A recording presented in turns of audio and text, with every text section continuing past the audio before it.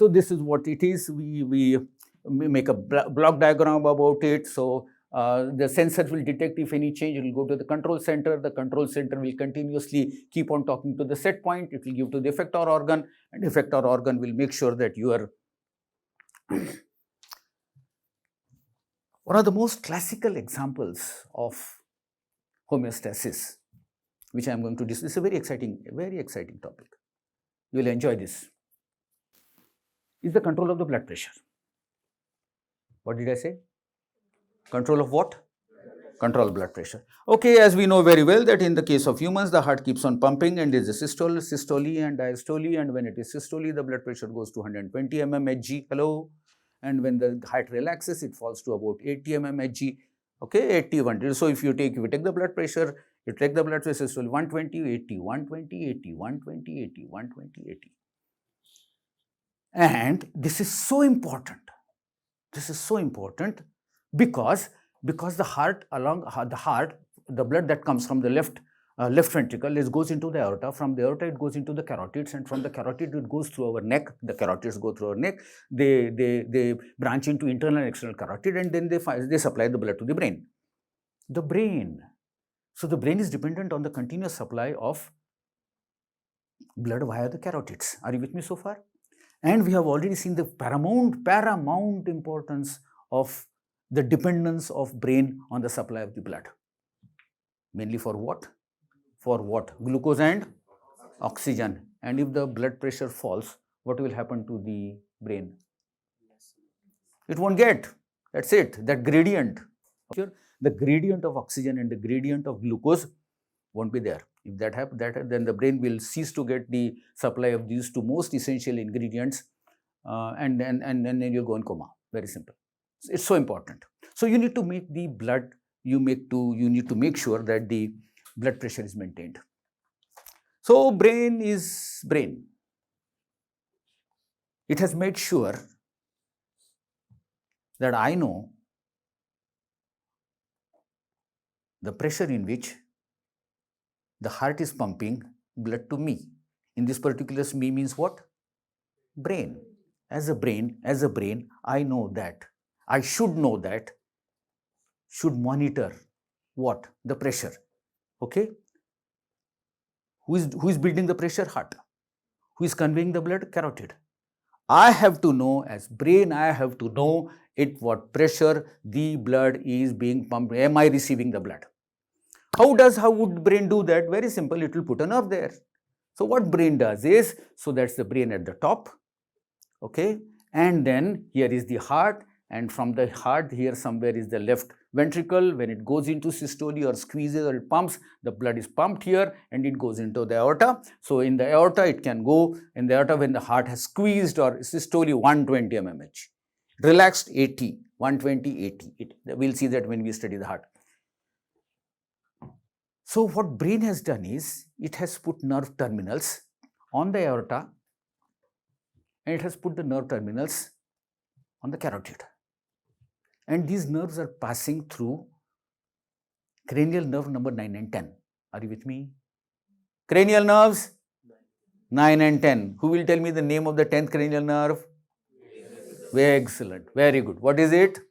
Vagus. 9th is glossopharyngeal. What is 9th? Glossopharyngeal. 9th is glossopharyngeal, 10th is vagus. I will not let you forget. Okay. Through these nerves, the information is being taken from the aorta and from the carotid to the part of the brain which we call as medulla oblongata. Now these fibers are sensory or motor? These are sensory fibers. What are they? They are say everybody, they are sensory fibers, okay, because they are picking the information from the receptor. Okay, and where are those receptors located? The receptors are located here and here. The 10th, these are the vagus. And so, is vagus carrying? Answer my question. Is vagus carrying sensory fibers? Yes or no? Yes. Yeah, it is. What kind of information is carrying? Pressure related information. From where? From the aorta. The information is being taken in forms of action potential being taken where? Medulla oblongata. Are we good so far? Good. Now, in the wall, okay, so what would happen to the wall? This is a tube. The wall, this is the wall of the tube, okay, aorta is a tube. It's elastic tube.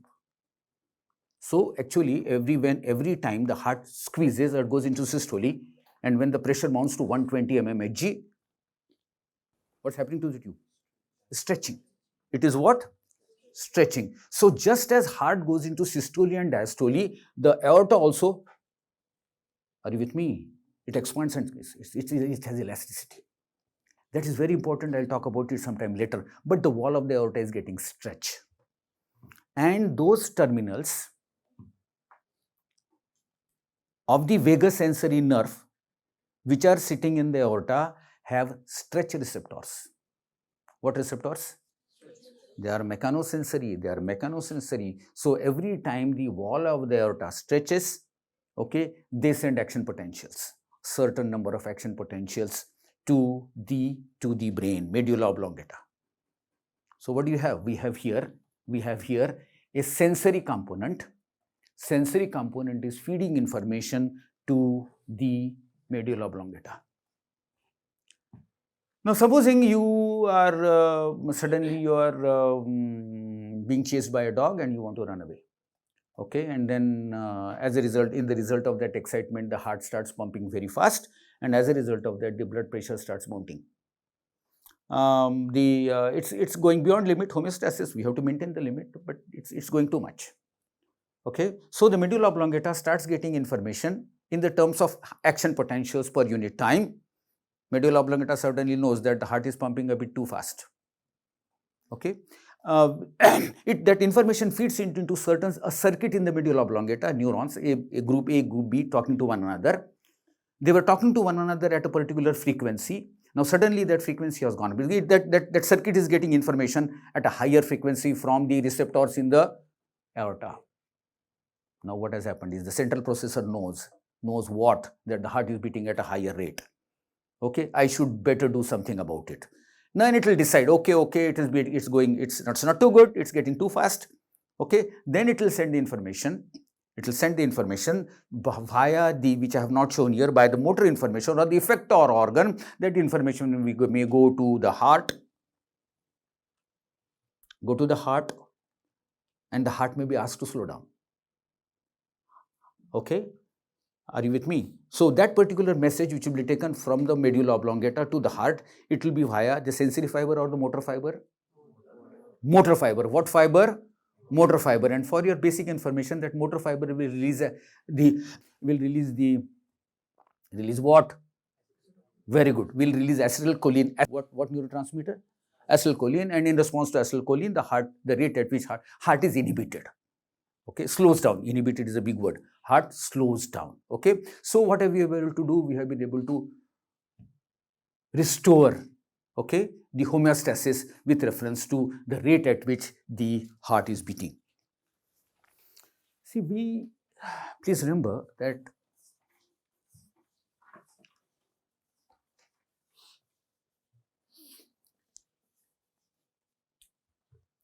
with the discussion we have had so far, let's not form an idea or a concept that these values or these set point values are cast in stone. No. There is a certain elasticity which is given to these physiological processes. Now, what do I mean by that? Sounds a little complicated. But please never forget one point, that we don't live in absolutely constant world. We live in a world, there is a 12-hour day and 12-hour night. And in these two scenarios, there's a day difference of day and night. Okay, as I can figure it to call, there's so much difference. And if we have to live in the world, our biology has to adjust. Okay, so the set point that I'm talking about, you cannot have absolutely the same set point of the different parameters on your body that are good for the day are also good for the night. Therefore, the nature has provided with a good deal of elasticity so that our set points can change. So, are our set points absolutely cast in stone? No. Okay, the set points also change, and now let me give you an example as to how the set points can change. We are taking a very simple example of the human body temperature. Okay, what am I talking about? Human body temperature, and on this scale we have the temperature, and on this scale we have the time. So this is 12 in the night. Hello, are you okay so far? And then 1 and 2 and 3 and 4, and what time your body temperature at 4 in the morning. Are you okay so far? And what is the temperature like? About 97.3 maybe. Okay, and then by the time you go to 11, okay, which is something like now, what is the temperature like? That's a substantial difference. Okay, so the temperature remains like this, and by about 6 in the evening it starts dropping. Okay, this is your and my body temperature. Okay, and then it goes down. Okay, and then again we go to that. And surprisingly, in a large number of nocturnal animals, it's found to be. So obviously, the biology has emerged in such a way that when we are active, okay, for a large number of biochemical reactions to happen in our body, a higher temperature is slightly better. Therefore, our physiology, and then when we are asleep, okay, and when a large number of physiological processes can really go down, okay, then at that time it's okay. And then, you know, there is one very fine point. Try to appreciate that point. You see, in the night time, the temperature is, say, 70 degrees. Are you with me? Okay. And then if your body temperature at that time is, say, 99, you will lose heat at a particular rate. But if your temperature is 97, you will lose heat at a lower rate. Are you getting the biological importance of we dropping our body temperature so that we reduce the gradient, so that we don't lose the body heat? What are we doing right now? We are trying to understand a very basic example of what you call as the diurnal rhythm. Our physiology shows variations over a period of 24 hours.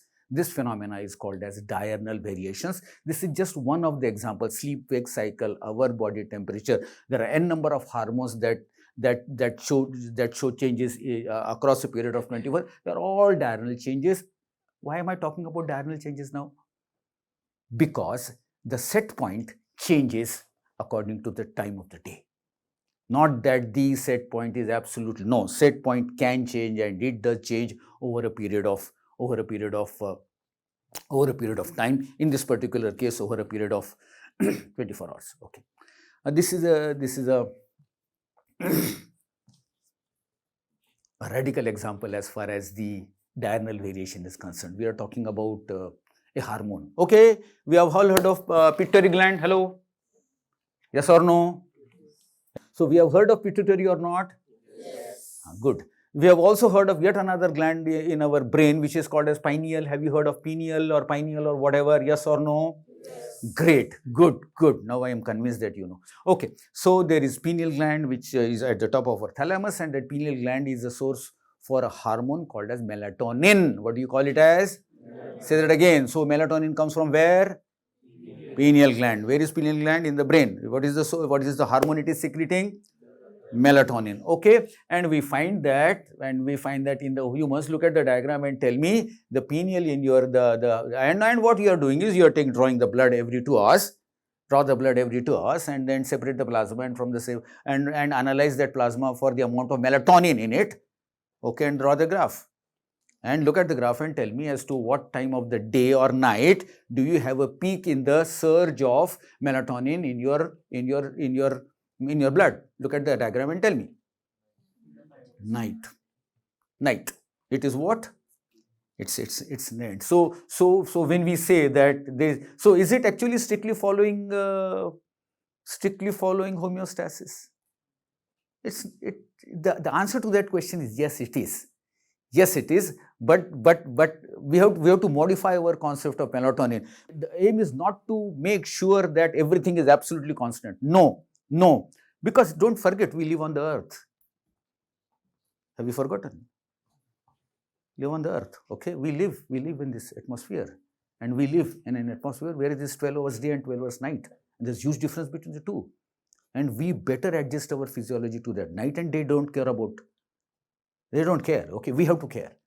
Okay, so over in evolutionary terms, for millions of years, our physiology is tuned to the day and night cycle, and the tuning is in many ways. Okay, so we'll say that it is still homeostasis. Okay, but the homeostasis, but the homeostasis is the set point in the homeostasis can change depending on the time of the day in this, and so this is all homeostasis. So what I can say is homeostasis is set here in the daytime, homeostasis is set there in the, so and homeostasis keeps on fluctuating within narrow limits. I think I'll stop now. I have only one problem with the entire batch. Nobody asked me a single question. Good. So is there a correlation between the peak in the melatonin level and the dip in the temperature level, because they seem to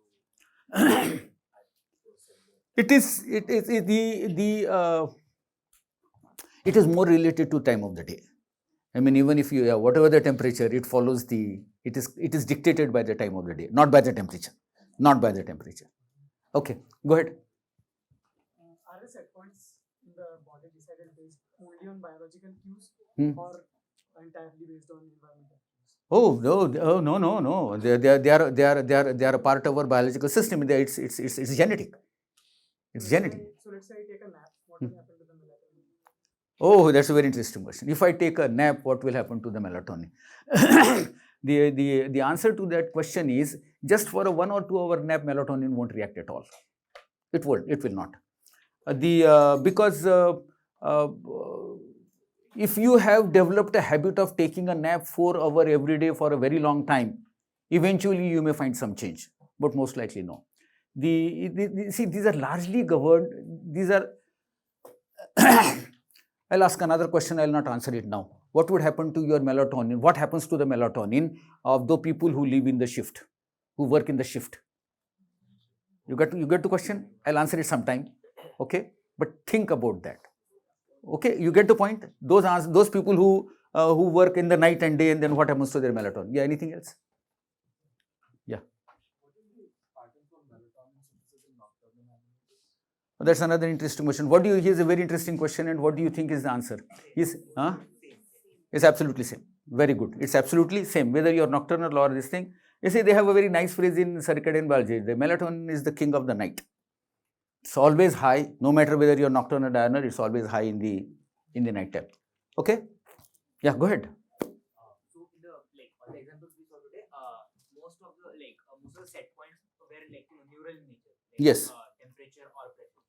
But only except in the case of blood glucose levels, where it was non-neural, because the sensors were in the beta and alpha.